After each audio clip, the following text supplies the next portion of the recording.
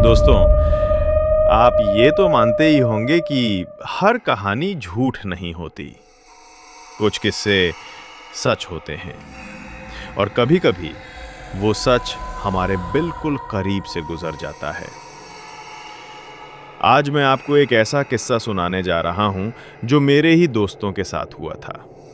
किस्सा इतना अजीब और डरावना है कि अगर मैं खुद वहां मौजूद ना होता तो शायद कभी यकीन ही ना करता। हम सब कॉलेज के दिन थे। मेरा दोस्त रोहित और समीर बड़े एडवेंचर टाइप के लड़के थे। उन्हें भूत प्रेत की बातें सुनना, सुनाना और फिर सबको चैलेंज करना कि भाई ये सब बकवास है, बहुत पसंद था। गांव के किनारे एक बहुत पुरानी हवेली थी। लोग उसे तांत्रिक की हवेली कहते थे। कहते हैं सालों पहले वहां एक तांत्रिक साधना करता था, लेकिन उसकी मौत बहुत रहस्यमयी तरीके से हुई थी। तब से वो हवेली वीरान पड़ी थी।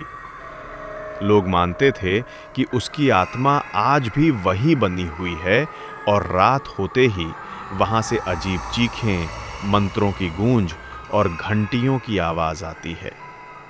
गांव वाले वहां दिन में भी जाने से डरते थे, लेकिन रोहित और समीर ने ठान लिया, आज रात वहीं चलेंगे और साबित करेंगे कि भूत प्रेत कुछ नहीं होते। मुझे भी उनके साथ जाना था, पर अचानक घर में कोई काम आ गया और मैं नहीं जा सका।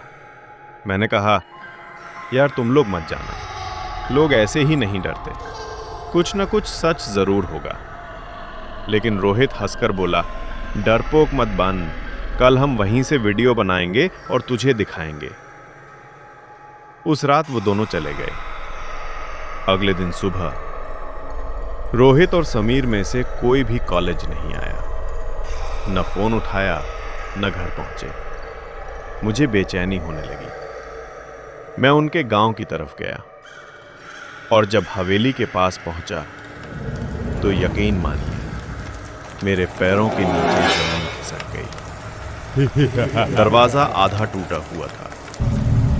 हवेली के भीतर चारों तरफ काला धुआं फैला था, जैसे वहां अभी अभी कोई अग्नि यज्ञ हुआ हो। लेकिन वहां कोई इंसान नहीं था। बस जमीन पर पड़ा था रोहित का बैग और उसके बगल में टूटी हुई मोबाइल स्क्रीन। मैंने कांपते हाथों से बैग उठाया। तभी अचानक हवेली के अंदर से धीमी आवाज आई, जैसे कोई बहुत धीरे धीरे मंत्र पढ़ रहा हो। और दोस्तों, यहीं से शुरू होती है तांत्रिक की हवेली की असली कहानी। उस रात जब मैं घर पर था, उसी वक्त रोहित और समीर हवेली की तरफ बढ़ रहे थे। रात के करीब 11 बजे होंगे। आसमान में काले बादल थे और चारों तरफ अजीब सी चुप्पी। गांव के रास्ते में एक बूढ़ा आदमी मिला। उसने उन्हें देखा और बोला, बेटों उधर मत जाओ, वो हवेली सोती नहीं है। रोहित ने हंसते हुए कहा, बाबा आपने सुना है ना, डर के आगे जीत है, हम डरते नहीं। बूढ़े ने सिर झुका लिया, लेकिन जाते जाते इतना जरूर कहा, फिर मत कहना कि चेतावनी नहीं दी। दोनों हवेली के गेट तक पहुंचे। लोहे का बड़ा दरवाजा आधा टूटा, जंग से भरा हुआ। हवा के झोंके से ऐसे चरमराता जैसे कोई कराह रहा हो। अंदर घुप अंधेरा था। टॉर्च जलाकर जैसे ही उन्होंने कदम रखा, हवेली की दीवारों से धूल झड़ने लगी। कमरे बहुत पुराने थे। टूटी खिड़कियां, झूलते मकड़ी के जाले और फर्श पर बिखरे पड़े काले लाल धागे, जैसे किसी साधना का हिस्सा हो। समीर थोड़ा घबराया, यार ये जगह सच में अजीब है, चलो वापस चलते हैं। लेकिन रोहित बोला, अब आए हैं तो कुछ सबूत लेकर ही जाएंगे, लोग डरते हैं बेवजह। वे हवेली के बीचों बीच पहुंचे। वहां एक बड़ा हॉल था बीच में एक टूटा हुआ चौकी जैसा मंच पड़ा था और उसके ऊपर सूख चुका नीला रंग, जैसे कभी यहाँ पूजा पाठ या तंत्र विधि होती रीच्ड हो। रोहित ने मोबाइल निकालकर वीडियो बनाना शुरू किया। दोस्तों, ये है तांत्रिक की हवेली। जैसा कि आप देख सकते हैं, यहाँ कुछ भी नहीं है, बस पुरानी दीवारें। और उसके बोलते बोलते अचानक मोबाइल की फ्लैशलाइट अपने आप बंद हो गई। हॉल के कोने से आवाज आई, छोड़ दो हमें। दोनों ठिठक गए। समीर ने कांपते हुए टॉर्च घुमाई, लेकिन वहां कुछ नहीं था, बस टूटी हुई दीवार। वे भागकर अगले कमरे में घुसे। वहां एक अलमारी पड़ी थी, पुरानी सड़ी गली। रोहित ने हिम्मत करके उसका दरवाजा खोला। अंदर से राख जैसी धूल निकली और राख में दबा पड़ा था एक इंसानी खोपड़ी। समीर चीख पड़ा, रोहित, ये देख, ये क्या है यार? खोपड़ी देखते ही पूरे कमरे में अचानक घंटियों की आवाज गूंज उठी, जैसे कोई मंदिर में जोर जोर से पूजा कर रहा हो। लेकिन वहां कोई नहीं था। दोनों घबराकर हॉल की तरफ भागे और तभी दीवार पर टंगी टूटी हुई तस्वीर गिर गई। तस्वीर में एक आदमी था, काले वस्त्रों में, माथे पर राख और आंखों में अजीब चमक। तस्वीर के नीचे लिखा था, तांत्रिक राघव। उसके गिरते ही कमरे की हवा ठंडी हो गई और रोहित के मोबाइल स्क्रीन पर अपने आप रिकॉर्डिंग चालू हो गई। रिकॉर्डिंग में वही आवाज गूंज रही थी, तुम्हें यहां नहीं आना चाहिए था। दोनों बुरी तरह कांप चुके थे। समीर दरवाजे की टुवर्ड्स भागा, लेकिन दरवाजा अपने आप बंद हो गया। हवेली के अंदर जैसे कोई और मौजूद था।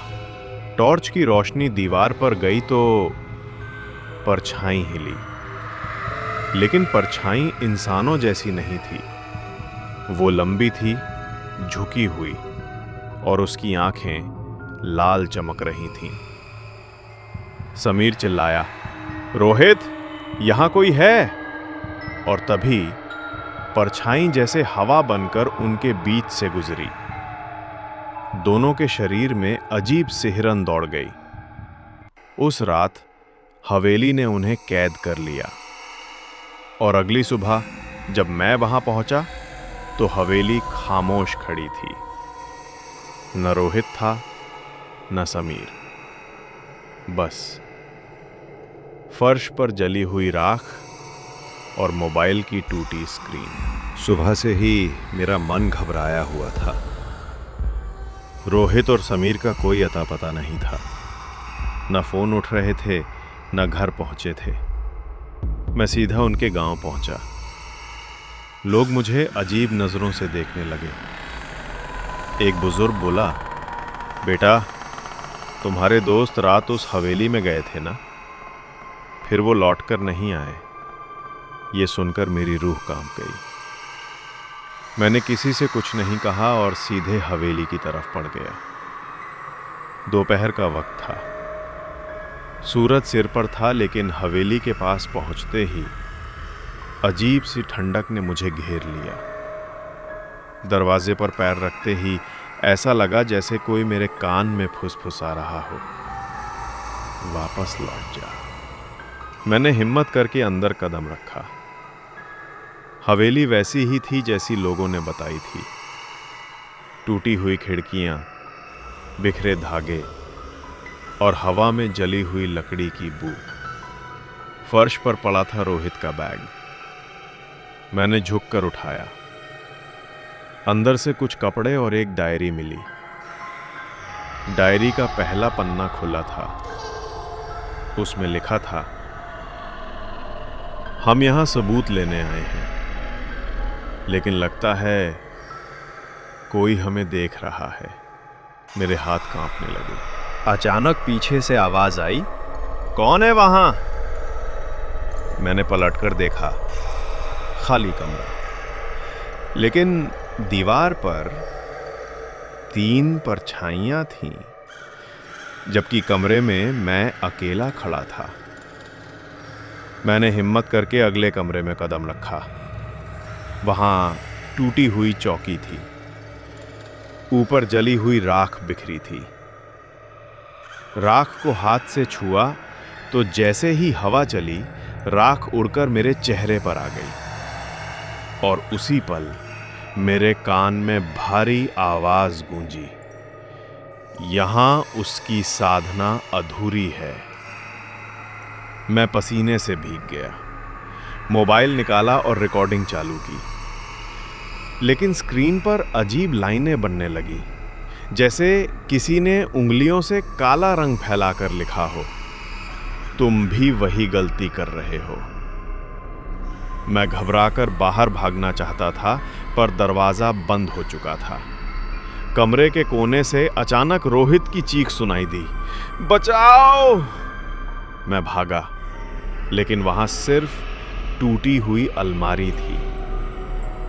अलमारी के अंदर फिर वही इंसानी खोपड़ी पड़ी थी,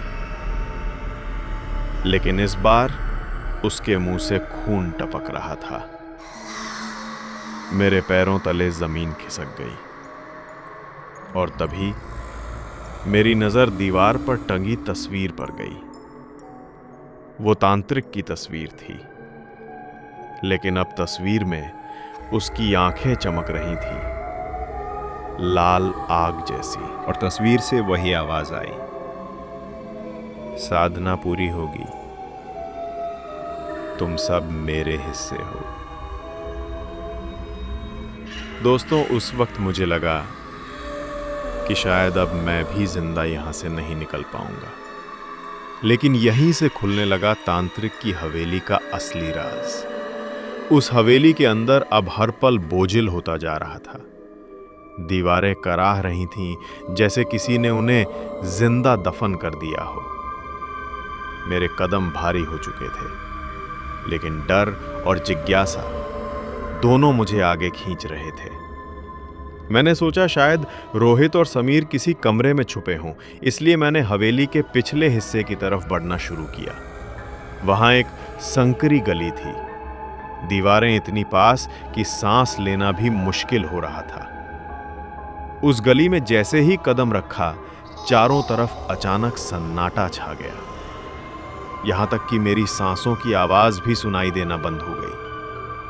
गली के अंत में एक लकड़ी का दरवाजा था, टूटा फूटा, लेकिन उस पर लाल रंग से कुछ अजीब से चिन्ह बने थे, जैसे किसी ने खून से लिखा हो।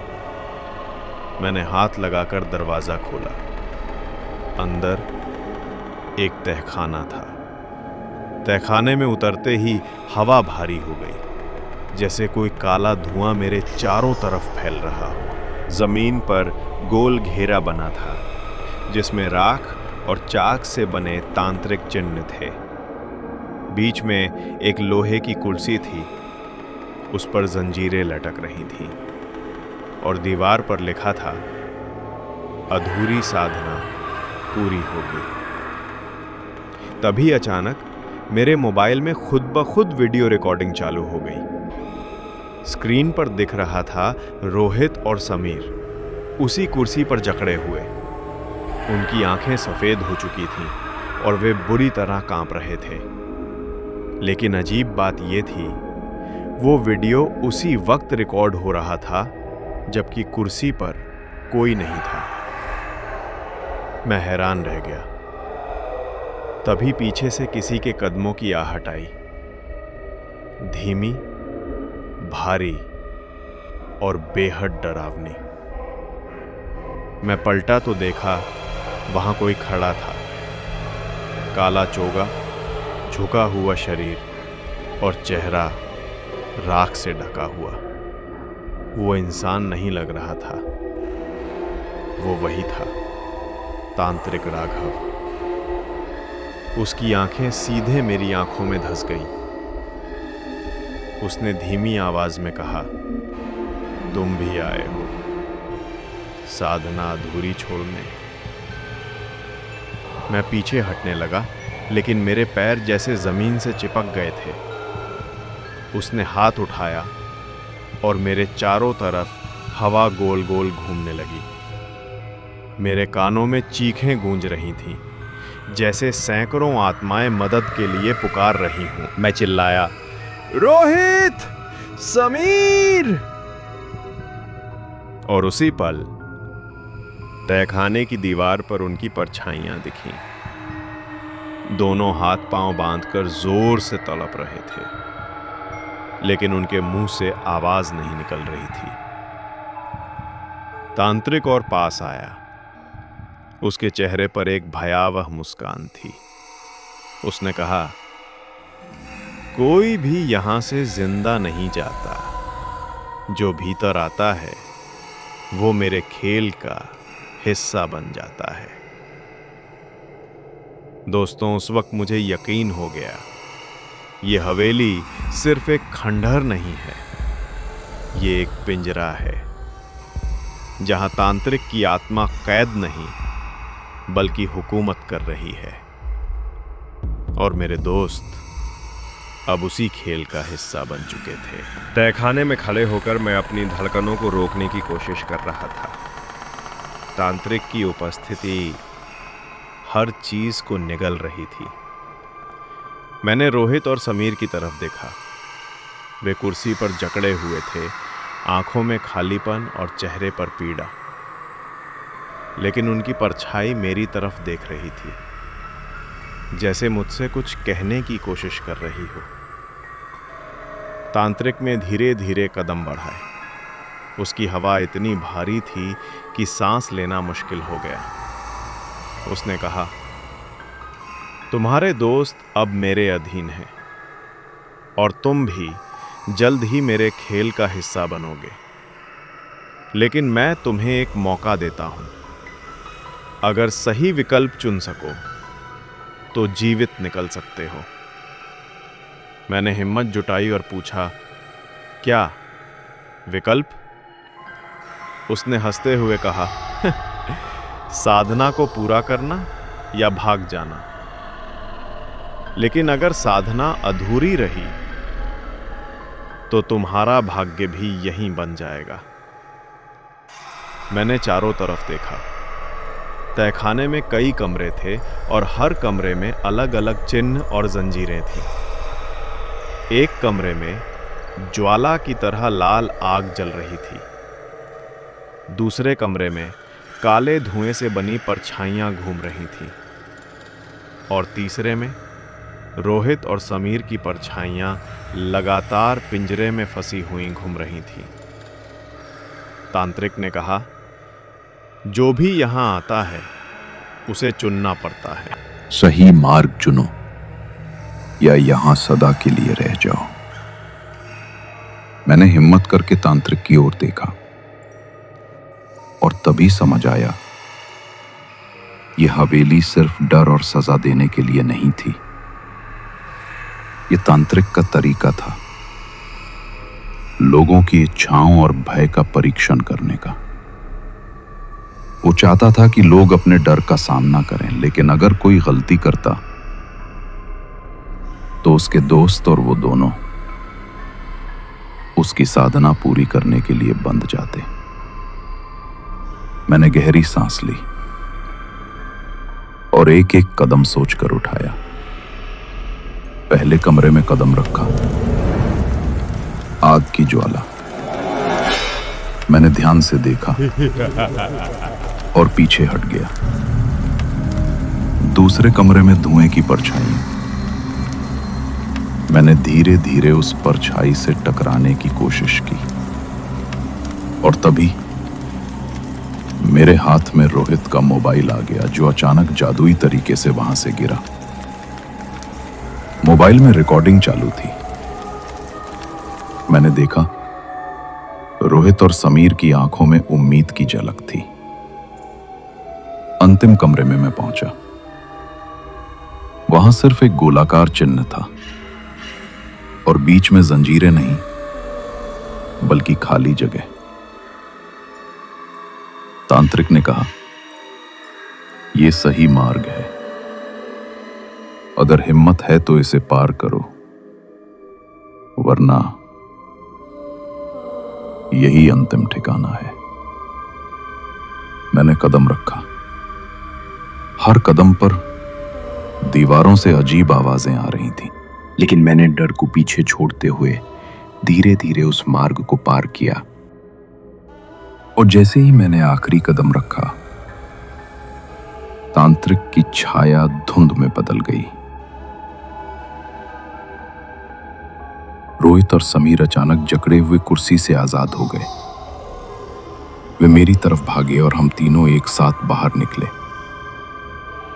हवेली का दरवाजा अपने आप बंद हो गया और मैं समझ गया, यह हवेली केवल डर और तंत्र नहीं थी, यह सत्य की परीक्षा थी। जो हिम्मत और बुद्धि से सामना करता, वही जीवित निकलता।